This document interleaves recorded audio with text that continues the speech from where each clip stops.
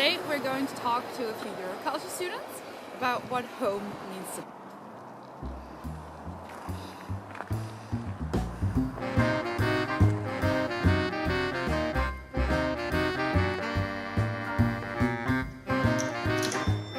Hi Radistina, how are you? Good, I'm great. How are you? Thank you, I'm good too.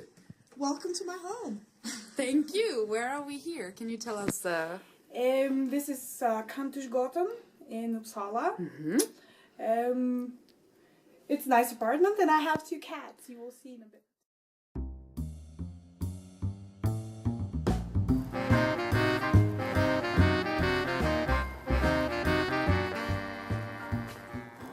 This is one of my home. This is Uppsala. You can see the Euroculture behind.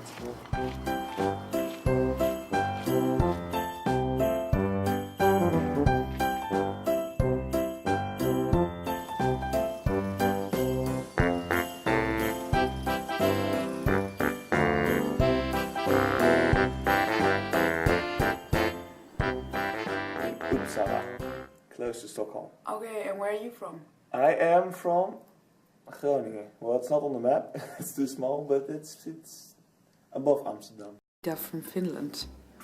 So this is where you live? Yes. North Finland. America.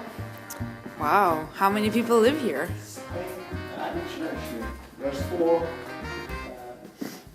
corridors. And again, Finland. New incoming people knock to say hello. Experienced difficulty with finding housing, finding a home? No, I was a bit surprised to hear it's hard in Groningen because I believe it's not. The only problem is that they ask you to pay a certain amount of money for the service they offer you for finding a room. That can be annoying, but from my experience, but I must admit it was 5 years ago, so things might have changed by now, but no, it was pretty easy finding a room for me. Yeah. Even here in Sweden? Yes, it was very easy. It's just fill in a form. I received, I think within a month, I received an answer. It's a yes or no offer, take it or leave it, but I'm very enthusiastic about the help from the university, yes. As a Euroculturer, you're used to moving around a lot, every 4 to 6 months. Yeah. Is there anything like an item or something textile that you take into all of your homes? I don't think I have anything special that I take apart from my, the things I actually need, because there's the problem with traveling all the time is that you have to put everything you need for the next 4 to 6 months in a suitcase, which is a huge challenge, especially considering the luggage limits that most airlines have. And I'm always over the limit, but I just smile and they just and that works. let me go. Yeah. Just smile and hide all the hand luggage you have. That's my advice. When I'm at home, I'm always thinking about going abroad, and when I spend time abroad, let's say for a few weeks or more, I start thinking about home again. So it's both ways, yes. But I wouldn't have one without the other, so to say. I'm a nerd. I'm a huge nerd. So the most important thing for me is all of my electronics. Okay. As long as all of them are accounted for and I have all the chargers, everything is good. And you say, I'm going home. Is it here you're going? Yes. Do you consider this your home? Yes, well, it's growing. Yeah, I've only been here for about 2 months now, so it takes some time to settle and to grow. I have a feeling of being home, but yes, I consider it to be my second home, more or less. Would you let anyone in your home that you don't know, for example, like a couch surfer, or maybe you're a culture student that you've never met before? Yeah, I mean, like now we are living in an international world, like cosmopolitan, I would say. Like the young people, they just share experience. I would say, like, why not? Going home for Easter. Yeah. Well, actually, that's a good question, because there's more than one place I consider to be home. First of all, the place where I was born and was raised in Harderwijk. It's No, I probably can't point it on the map. It's too small now. It's you might know of Dolfinarium. Has to do with dolphins and all kinds of sea animals. Anyway, that's why I grew up and spent 18 years. So my parents live there still. So I consider that to be my home. But Groningen, of course, as well. The magnificent student city. So yes, there's more than one home, I guess. It has to be there so that you would say this is a home. That's a good question. I don't know. It's, Like for you personally, what would... I think it just takes some time for me when I move into a new place. It takes like a few weeks or maybe a month to feel like, yeah, this is home. Okay. This is where I'm going in the evening, and this is where I spend most of my time. Okay. Do you study at home or do you go to university? Usually at home. I'm a bit different. When most people go to the library, I prefer to be at home. I have my books around me. I don't have that many now because I couldn't take them all with me. Yes, that's where I study. It all happens at the desk. The magic happens there. Yes. Okay. No, I prefer to be at home. One of the reasons because I can't sit down for 2 hours straight. I have to walk around, play with a ball, do all kinds of stuff to memorize, to process, and it can be quite annoying to sit around me when I'm doing work. I do study at home mostly, but I think I will start going to the library now because I have to work on my thesis and I cannot focus at home. I mean, there's always something else to do. Like this one maybe. Yes. This is one of the things that When you think about your dream home, if you had no, money wouldn't play a role, the place wouldn't play a role, where would it be and how would it look? Well, I can point on the map if you want. Okay. I have a fantasy, a dream home, and it's right here. It's called Hawaii. Hawaii, of course. Yeah, I've never been there unfortunately, but this is my. If there's one destination I want to go, it's Hawaii. And then you'd be living on the beach? Of course, surfing, living on the beach, playing guitar. Yes, that's my. And of course, doing something with. Perhaps I can do the Hawaii-European relationship.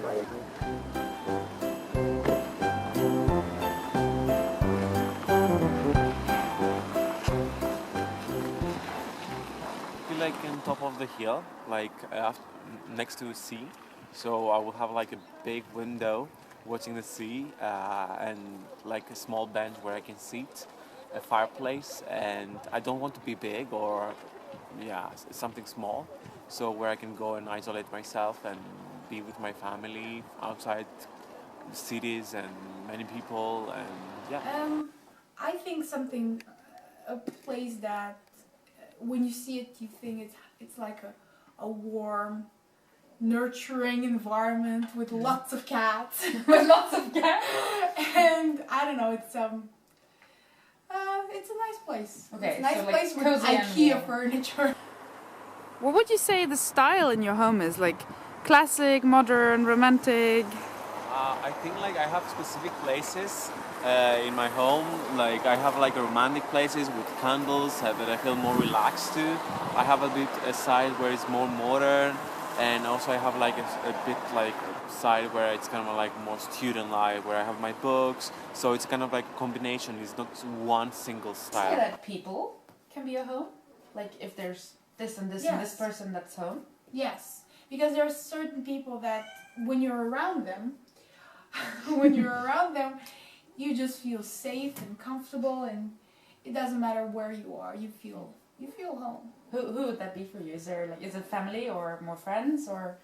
The thing is, when I'm 26 now, and the older I get, I think the more I like to be with my mom. Mm-hmm. The more time I like to spend with my parents, which is something very interesting because when you're a teenager, you just want to get away from them as far as possible. And now I'm slowly moving into this, actually trying to communicate with them more and spend more time with them because you realize that you're running out of time with them. Where would you see yourself living when you're old? Would you want to live in an elderly home with your children, with other old people? My personal vision that I would like to live with my children. I would like to contribute in their development and also in the development of my grandchildren. So I don't like elderly homes. They're nice places, but I would feel kind of like a bit isolated from my family. I'm kind of like connected to my family, and I would prefer like to be around my family. I think you define yourself most of the time by your family, through your family. Are there any certain smells or noises or views that mean home to you? No. Well, I live in Harderwijk, which is on the edge of the Veluwe, which is the forest area. Mm-hmm. And when it rains, after the raining, you smell the forest, and that's one of the smells I connects me, so to say, with. I have connotation with that smell, with home. So what is it you have there? This is part of my room. It was already here, and it shows pictures of famous important buildings in Uppsala. Okay, so have you familiarized yourself with the city already? I'm through your trying. Picture. I'm probably not going to pass this test, but I will do my very best. I know this one. I can see it from my window. It's it's a cathedral, and of course we have the castle, Mm-hmm. university, very important. Mm. Central station. I don't know what this building is, but I walk past there every day. Same with this one. Yeah, and now I'm in trouble. When you get home, here or at home, Yeah. what is the first thing you do? You enter the door and then... Here. Put on music. Okay. Yeah. That's one thing I'm missing, because I play guitar, and as you can see, there's no guitar here. So I kind of compensate that by listening. The Swedish show.